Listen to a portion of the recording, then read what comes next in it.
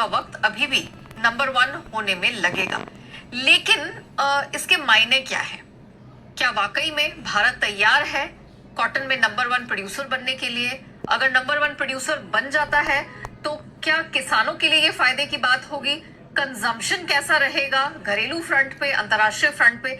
इन सब मुद्दों पर हम विस्तार से बात करेंगे और अतुल गणात्रा जी, जो कि इस पूरे मुद्दे पर बहुत बेहतरीन पकड़ रखते हैं, उनसे हम बातचीत करेंगे। सर, सबसे पहले तो मुझे इस चीज के मायने बताइए, जो OECD यानी कि organisation of economic cooperation and development और FAO यानी कि फूड एंड एग्रीकल्चरल ऑर्गेनाइजेशन की, जो कि संयुक्त राष्ट्र की एक स्पेशलाइज्ड एजेंसी है, इन्होंने एक जॉइंट रिपोर्ट निकाली है और ये दावा कर रहे हैं कि साल 2034 तक भारत चीन को पछाड़कर नंबर 1 कॉटन प्रोड्यूसर बन जाएगा। सर, बताएं इसके मायने क्या है?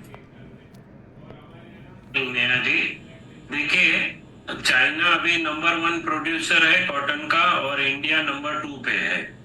मगर अगर आप देखें तो चाइना में जो कॉटन का सोइंग एरिया है वो 32 लाख हेक्टर है सिर्फ, और वो 350 लाख बेल्स का प्रोडक्शन करते हैं। और इंडिया का, और आपको बताऊं, ब्राजील का 22 लाख हेक्टर में सोइंग होता है और 235 लाख बेल्स बनता है। मतलब पर हेक्टर में वहां पे 10 to 12 बेल्स का प्रोडक्शन होता है। और इंडिया में चाइना से 4 गुना लैंड अभी पे कॉटन का सोइंग होता है 120 लाख हेक्टर में, और हमारे यहाँ 310 लाख बेल्स का प्रोडक्शन होता है। पर हेक्टर 2.5 बेल्स बनता है सिर्फ। तो अगर ये बताता है कि जो हमारी यील्ड है वो सबसे पीछे है। हमारी यील्ड है around 420 KG against Brazil 2200 KG.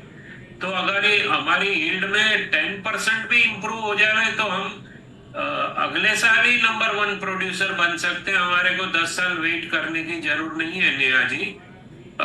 इसके लिए एक ही सबसे बड़ा प्रॉब्लम है कि हमारे पास जो सीड की टेक्नोलॉजी है वो बहुत पुरानी, 2002-2003 में हमारे पास BT सीड आया था, और 20 साल से अभी तक कोई नया सीड हमें नहीं दिया गया। जबकि ब्राजील, ऑस्ट्रेलिया, USA, चाइना, उनके पास नई सीड टेक्नोलॉजी है।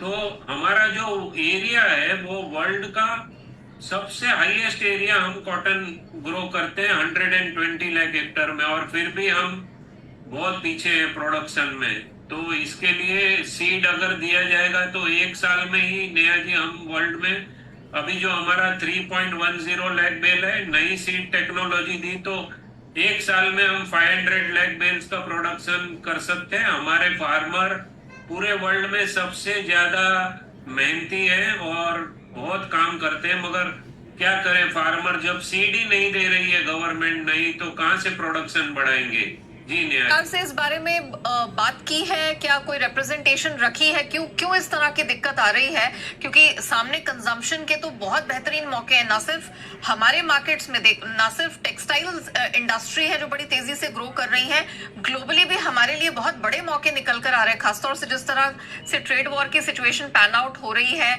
बांग्लादेश की अर्थव्यवस्था जिस तरह से चरमराई हुई है, हमारी टेक्सटाइल इंडस्ट्री के लिए, स्पिनर्स के लिए तो बहुत बेहतरीन मौके हैं। तो कहाँ हिकअप है फिर? ये सरकार ध्यान नहीं दे रही है, रिप्रेजेंटेशन प्रॉपर नहीं हुआ, क्या हुआ है? नहीं, हम लोग सब cotton association of India last कम से कम 7 साल से हम बोल रहे हैं कि एक नई सीड की टेक्नोलॉजी देना बहुत जरूरी है हमारे फार्मर को। इससे क्या हो रहा है, गवर्नमेंट फार्मर को हेल्प करने के लिए MSP बढ़ा रही है। अभी इस साल भी 8% MSP बढ़ा है। मगर MSP बढ़ाना सिर्फ फार्मर के लिए उसका इनकम बढ़ जाएगा, वो ऐसा नहीं है। जब तक फार्मर का प्रोडक्शन नहीं बढ़ेगा उसकी इनकम पर हेक्टर नहीं बढ़ेगी। तो वो हमने बहुत बार गवर्नमेंट को बोला है, और गवर्नमेंट के नॉलेज में है कि सीड की टेक्नोलॉजी देना बहुत जरूरी है। तो अभी भी कोयम्बटूर में समारोह हुआ था, तो टेक्सटाइल मिनिस्टर, एग्रीकल्चर मिनिस्टर सब ने वहां पे अटेंड किया था। लास्ट मंथ प्रोग्राम हुआ है, तो बोले कि हम सीड की टेक्नोलॉजी जरूर से लाएंगे। तो जिस दिन सीड का प्रोडक्शन जो अभी 310-320 लाख बेल्स है, वो आसानी से 500 लाख बेल्स पहुंच जाएगा और हमारा कंजम्पशन भी, जितना हमारा प्रोडक्शन है उतना ही हमारा कंजम्पशन है। और हमारे अगर कॉटन के रेट रीजनेबल वर्ल्ड मार्केट में हमारे को कॉटन मिलेगा तो हमारा एक्सपोर्ट भी बढ़ेगा और हमारे देश का टेक्सटाइल उद्योग बहुत आगे जा सकता है। जी नेहा अच्छा जी। अतुल जी, फिर ये बताइए, आप कह रहे हैं जितना हम उगाते हैं उतना हमारा कंजम्पशन भी है, तो फिर ये जो इंडियन मिल्स हैं इनकी तरफ से ये इंपोर्ट और रिकॉर्ड इंपोर्ट क्यों देखने को मिल रहा है, जबकि if I am not wrong हमारा क्लोजिंग स्टॉक तकरीबन 55 लाख बेल के आसपास का रहा है। सामने से अब 35-40 लाख बेल का आप इंपोर्ट कर रहे हैं। क्वालिटी का इशू है, क्वांटिटी का इशू है, क्या दिक्कत है? जी नेहा जी, बहुत अच्छा क्वेश्चन है। इसके 2-3 रीजन है। इस साल रिकॉर्ड ब्रेक इंपोर्ट होने जा रहा है, 40 लाख बेल इंपोर्ट है, जबकि हमारे पास प्रोडक्शन, हमारे कितना कंजम्पशन चाहिए उतना प्रोडक्शन है, फिर भी इंपोर्ट हो रहा है रिकॉर्ड 40 लाख बेल्स। इसमें 2-3 वजह। एक तो हमारा कॉटन आज की तारीख में भी जो कॉटलुक इंडेक्स है वो वर्ल्ड का, सब देश को वो कॉटलुक इंडेक्स पे माल मिलना चाहिए, तो वो कॉटलुक इंडेक्स से हमारा कॉटन आज 3,000 रुपया ऊपर है, नंबर 1। तो इसकी वजह से इंपोर्ट सस्ता पड़ रहा है मिलों को, तो मिलें इंपोर्ट करती है। दूसरा, सीसीआई है वो एमएसपी पे कपास की परचेस करता है, अक्टूबर, नवंबर, दिसंबर, जनवरी से कर देता है, मगर वो माल 6 महीना तक पकड़ के बैठ जाता है। 1 करोड़ बेल वो सेल में आता है, उसका प्राइस लिस्ट ही आता है मार्च अप्रैल में। तो जो बड़ी मिलें हैं उनको माल चाहिए तो वो इंपोर्ट कर लेती है। तो इसकी वजह से गवर्नमेंट अगर वो माल, जब जैसे प्रोक्योरमेंट होता है, जीनर आज बनाता है कल बेच देता है, तो सीसीआई अगर माल तुरंत बेच देगी तो इतना इंपोर्ट नहीं होगा। और सीसीआई को ये भी देखना पड़ेगा कि इंडियन मिल को कॉटलुक इंडेक्स पे माल देना बहुत जरूरी है, नहीं तो मिलें चल नहीं पाएगी, लॉस करेगी। अगर वर्ल्ड से हम 6% 10% कॉटन हायर रेट पे परचेस करेंगे तो हम कॉम्पीट कैसे करेंगे, हमारा कपड़ा यान कैसे वर्ल्ड मार्केट में बिकेगा। तो ये सीसीआई को देखना पड़ेगा अगले साल के उसको तुरंत माल बेचना चाहिए। वो अगर 1 करोड़ माल पकड़ के बैठ जाएगा तो मिले क्या करेगी, मिले इंपोर्ट कर रही है। आज हमारा 40, इतना हमारे देश में कपास होते हुए भी हमें इंपोर्ट 40 लाख बेल करना पड़ा। गवर्नमेंट बोलती है फॉरेन एक्सचेंज बचाओ, और ये फॉरेन एक्सचेंज 40 लाख बेल का वेस्ट हो गया because of the wrong policy of the CCI. जी नेहा जी। ऑलराइट, अच्छा मुझे ये बताइए, आप कह रहे हैं कि हमारी घरेलू मिल्स हैं, यहाँ प्राइस पैरिटी के चलते वो इंपोर्ट करा रही हैं। अगर यहाँ पर प्राइस पैरिटी बराबर से बैठे और अगर जो सीसीआई प्रोक्योरमेंट कर रही है वो सप्लाईज भी टाइमली मार्केट में आ जाए, तब हमारे पास कितना कॉटन बचेगा जो हम एक अच्छी कॉम्पिटिटिव या प्राइस पैरिटी के साथ हम एक्सपोर्ट कर पाए? आप कह रहे हैं कि जितना उगाते हैं हम उतना ही कंज्यूम कर लेते हैं, तो ये कैसे संभव होगा? जी नेहा जी, देखिए हमारे पास अभी इस सितंबर 30 तारीख को कम से कम 55 लाख बेल्स क्लोजिंग स्टॉक होने जा रहा है, जो कि 2 महीना 60 डेज 70 डेज का हमारे पास स्टॉक है। तो हमारे रेट कॉटन के बढ़ने नहीं चाहिए।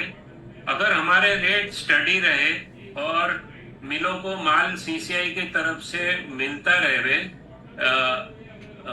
इंटरनेशनल कॉटलुक इंडेक्स के रेट के ऊपर अगर मिलता रहे, तो स्पिनिंग मिलें भी अच्छी तरह से मिल्स चला सकती है।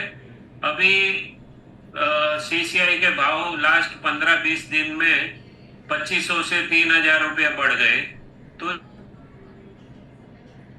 कॉटन नहीं परवड़ता है। तो कल मैं पढ़ रहा था एक जगह पे, तो सिस्पा जो साउथ इंडियन स्पिनिंग मिल के छोटी यूनिट्स का एक एसोसिएशन है, उन्होंने बोला कि सीसीआई के भाव बढ़ने से हमारे को कॉटन में अभी पैरिटी नहीं हो रही है, तो हम एक शिफ्ट, नाइट का शिफ्ट बंद कर देंगे। तो हमारे पास कॉटन होते हुए अगर हमारी मिलें बंद हो रही है तो ये एक बड़ा चिंता का विषय है, और गवर्नमेंट को इस पे बहुत अर्जेंटली कुछ ना कुछ सोचना पड़ेगा नेहा जी। ये तो यहाँ पर आप कह सकते हैं कि सिर्फ यहाँ पर प्रोडक्टिविटी या यील्ड बढ़ाने का ये मुद्दा नहीं है। यहाँ पर भारतीय कॉटन ग्लोबल मार्केट में सही समय पर अच्छी प्राइस पैरिटी पर अवेलेबल हो, हमारे जो लोकल मिलर्स हैं, स्पिनर्स हैं, टेक्सटाइल इंडस्ट्री है, उनको एक सही भाव पे सही समय पे अच्छी क्वालिटी का कॉटन अवेलेबल हो और सीसीआई उसे समय पर सही भाव पर अवेलेबल कर सके। तो तमाम मुद्दे हैं जिनको अभी एड्रेस करना बाकी है और फिलहाल आगे जाते हुए अगर सही सीड्स प्रोवाइड की जाए तो डेफिनेटली प्रोडक्टिविटी के लिहाज से, उत्पादन के लिहाज से भारत भी चीन को पछाड़ सकता है और नंबर 1 कॉटन प्रोड्यूसर बन पाएगा। Atul sir, thank you so much हमारे साथ जुड़ने के लिए, अपनी बहुमूल्य राय दर्शकों के सामने रखने के लिए।